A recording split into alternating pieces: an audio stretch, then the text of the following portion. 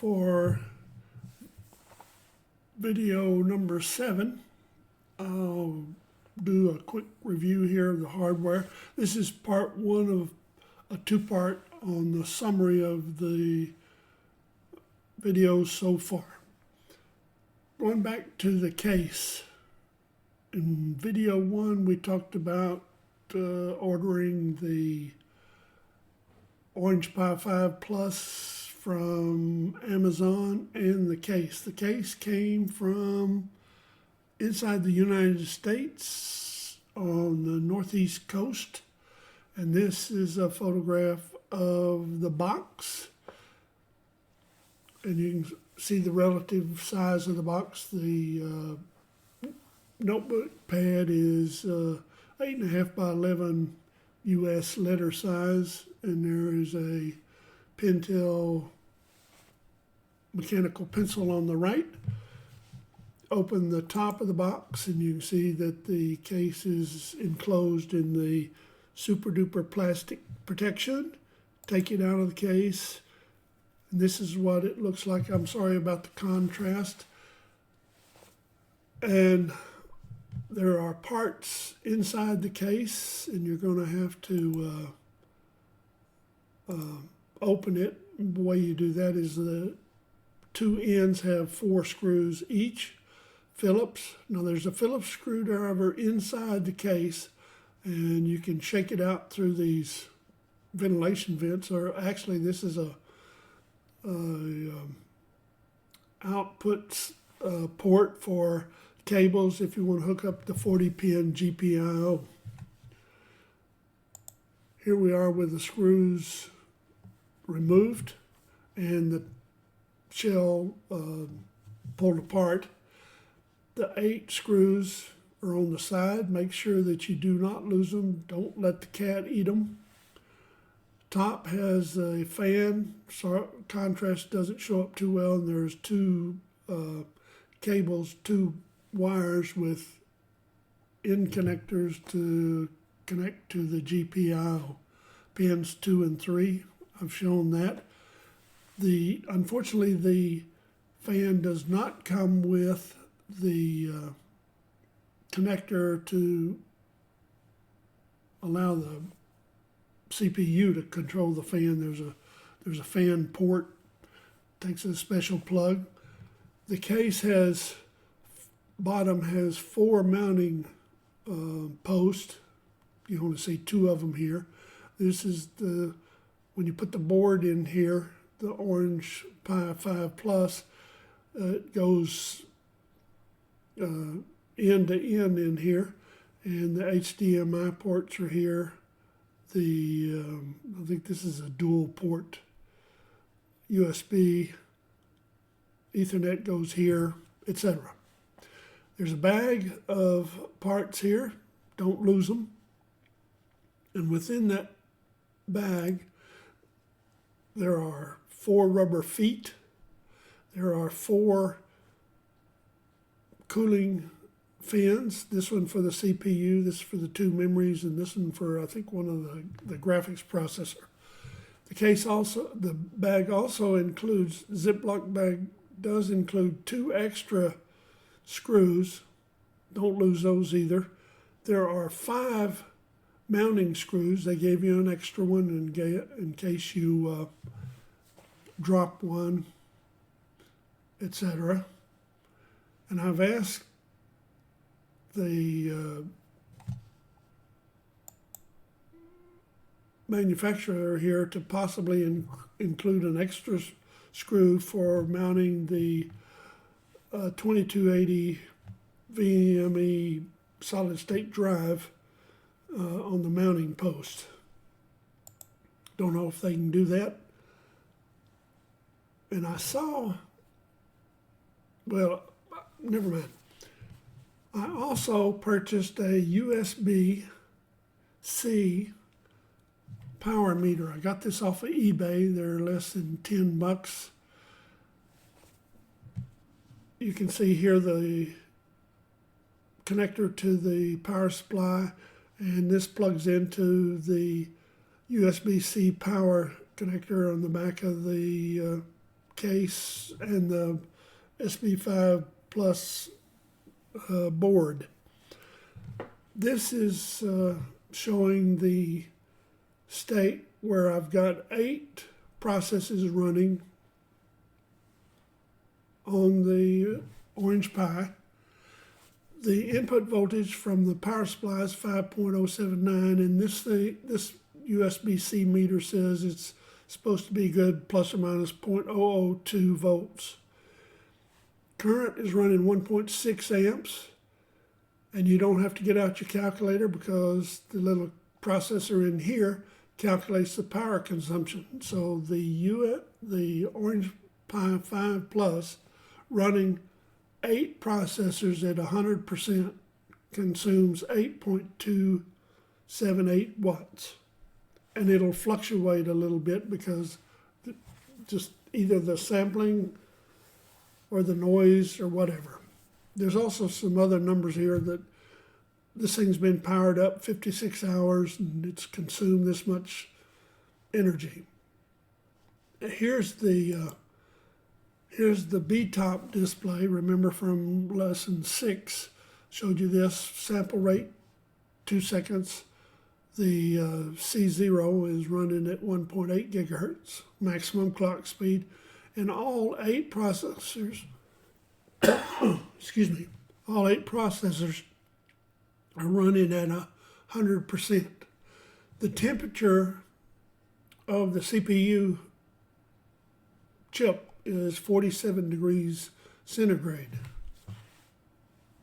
Previously, I was able to get the temperature of the core up to 52 degrees centigrade, but that was doing video processing. So this temperature sensor on the chip is measuring the temperature of the entire chip, not the individual CPUs. The load average here shows that it's at 8. It's because all 8 processors are going full bore. This is the 5-minute. I started it more than 5 minutes ago, and in the last 15 minutes I was doing something. Well, this average over 15 minutes is at 4.8. If I leave these running for more than 15 minutes, you'll see all 3 of these numbers approach the same level.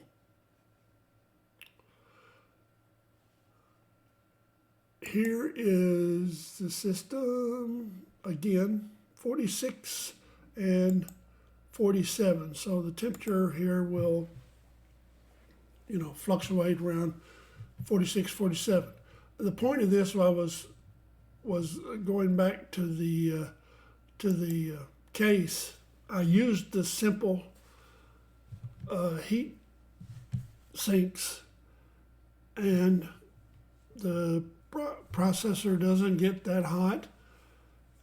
So individuals that want to go and get water cooling and extra fans that don't fit in the case, whatever, I think it's a waste of time and money.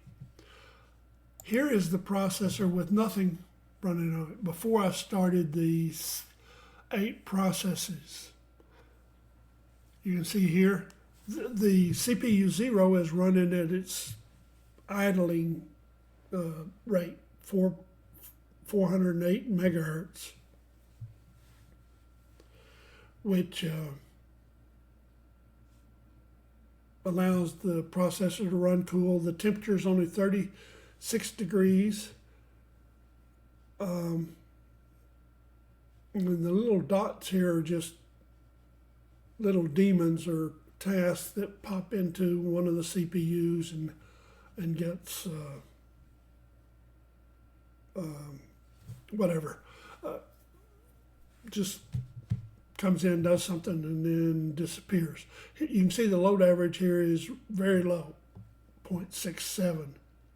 There's one other, there's some more things here.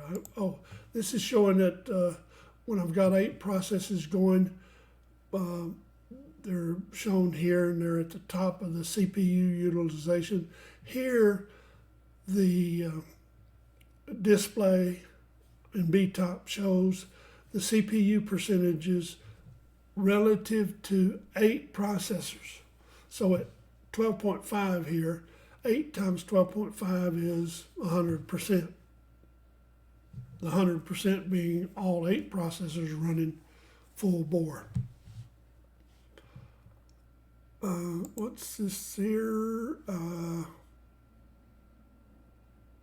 Forgot what this was. Oh, here's the system idling again, 35 degrees Celsius. The processor 0 is running at its maximum rate for some reason, and the power consumption drops. Whoops, what am I doing here? This is the low, the low end consumption is 5.8 watts. I did a test. I submitted only 4 runs on the prime number generator, the program called Primes, and the scheduler for submitting jobs to the kernel to run on the hardware does send all 4 processes to the 2.4 gigahertz processors, C4 through C7. It doesn't do it, since these are number crunchers, wouldn't do any good to send all 4 jobs to C0 through C3. That it'll be whatever the ratio of 2.4 divided by 1.8. It'll take that much longer. That'll be the ratio of the times to get the jobs completed. So here you see this is photographed early, so this should go to 4. The next photograph shows that here the 4 processors are each taking 12.5% of the total. I think I covered everything I wanted to cover here. Oh, one more thing. I mentioned that you might be interested in purchasing a 7-port USB hub. And this is the reason why. The Orange Pi 5 Plus only has 4 USB ports. 2 of them 2.0 and 2 of them 3.0. So this thing is plugged into one of the 3.0 ports, and I've got 5 things plugged in, and I would run out of USB ports if I plugged them in direct to the board. This is my mouse. This is my Apple keyboard. This is a Bluetooth dongle. I'm not doing anything with Bluetooth at the present time. I do have a Bluetooth mouse. And then this is a USB thumb drive, a 32 gigabyte Patriot drive, which I was using to transfer files from Colossus to this system. When I say this system, I'm doing this one video on my gaming system, which I call JWST, because I'm using a program called GThumb, which is a graphics program to look at JPEG files or any other image files. And it's broken on the Orange Pi 5 Plus Ubuntu distribution. So until they get it fixed, I have to do this. Let me kill this off and let me show you something. Is this it? Nope. This is BTOP running on this system. This is a $2,000 system, not $151. This is a 13th generation Intel i9 13900KF, and it can run up to 5 point whatever. You can see the number here jump. It jumped to 5. There's 5.5 gigahertz. I've got 32 processors, and they're running at on the average 31 degrees Celsius. Now, the thing with the 13th gen processor, it has a thermal sensor for each CPU. You see, there are 32 sensors here. we're doing video processing, so you'll see the thing jump up here to 5.5. Load average is still low. This is, you know, across, well, this is load average for one CPU, so even the video processing is not stressing this thing at all. I guess I could stress it. Let's see what I'm doing on my time. 15 minutes. Let's try an experiment here. The whole purpose of having computers is to experiment. Let's just get a new, I don't want the browser. Let me get the terminal. Let's do, I got a whole bunch of stuff here. Let's do, do I got primes? Do I have got, how you like my English? CD primes. This is not,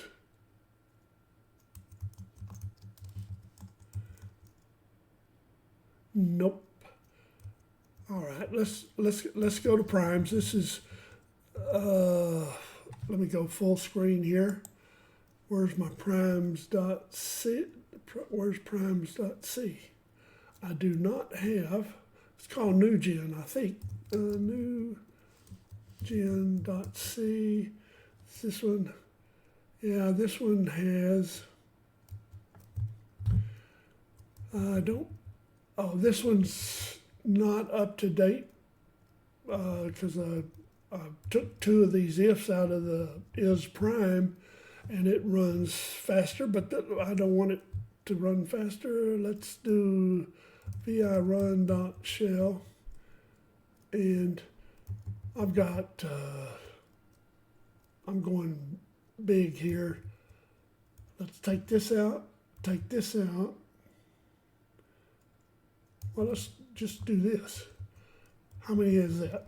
1, 2, 3, 4, 5, 6, 7, 8, 9. Oh, that's 11, 12. Whatever that. That's 12 versions. Let me make sure I don't kill out the files here. Let's do 6, 1, 2, 6. What did I do here? That's, oh, yeah, that's right. 6, 4, 6, 5, oh, 5, 6, 7, 8, 4, 5, 6, 7, 8. That's not right. 6, 8, 6, 7, 6, 6, 6, 4. I left something out. Oh, I left one out. Oh, we're playing here. Okay. So let's get this to run 12 versions. So you can see that there are 12 versions running. Let's go back to, where was my, and you can see that I've got from now in the Intel i9 processor, all the processors can run at 5.5 gigahertz. So now I've got C0 through C18, but I only did 12, so there's some threads generated, but that's okay. Now you can see the thermal temperature jump. So now they went from 20 to 60, 61, and they'll probably heat up some more. Also, this thing is water cooled. Let me get up and look at the power generator. It's power meter. For this system, it's behind my monitor.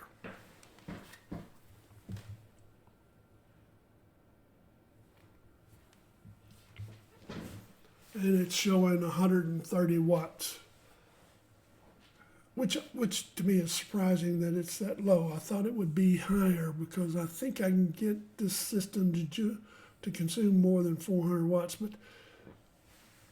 I have to do some more video processing stuff. Anyway, Anyway, just a comparison. This is a $2,000 system versus $151, and the $151 system is reasonable. Let's do this. Let's go back here. Now, I've got all these processes running, and they're gonna run about 24 to 36 hours because they are doing so many. Here's a new command. I want to terminate all of these processes. They're all named, they all have the same name, range of primes, so I'll do a command, kill all range of primes. Now if I do a PS, they're gone. If I go back to BTOP, you can see that the timelines for each processor has gone to 0. You'll start seeing the load average here drop.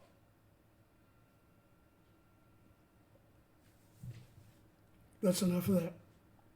Let me process this video so that you can see it. Come back with video number 8, and we will review all the Linux commands we've covered so far and any corrections. Thank you for your time. Keep up the good work. Hope you are learning something with each one of these videos. There's still a lot more to learn, and I'm learning in the process of getting a Orange Pi 5 Plus up and running is to show what the processors are capable of doing and the possibility of using the system to do research and problems in school. If I was teaching computing science again, I think I would come up with a course where the students would buy an Orange Pi 5 Plus, and I could teach them operating systems, programming, and then for the physics students and engineering students, they can write their own programs to do research for their their senior year project, or for even write a master's thesis. There's enough research to be done here on an Orange Pi 5 Plus to get a master's thesis in computing science or electrical engineering or even physics. My whole point in buying an Orange 5 Pi Plus, OP5, is to do a couple of projects and show just how much you can do to get an advanced degree. I understand that students don't want to get advanced degrees now because they fall behind on the economic curve, but there's a demand for some high-tech individuals in things like car batteries, autonomous vehicles, etc. So I'll quit preaching, let you go. Thank you. And thanks for your 25 minutes or so of time to watch this thing. I enjoy generating these things and hope they're of use to the human race. See you in the next recording.